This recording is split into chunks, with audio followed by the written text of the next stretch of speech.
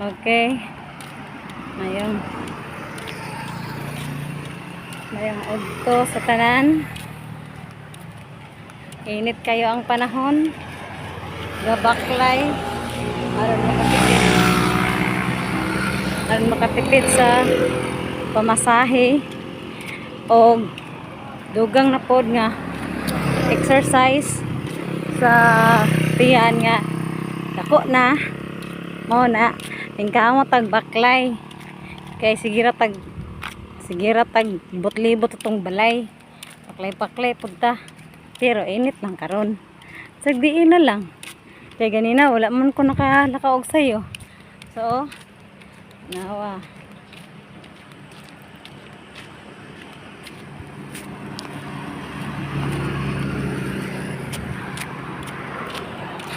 so muna no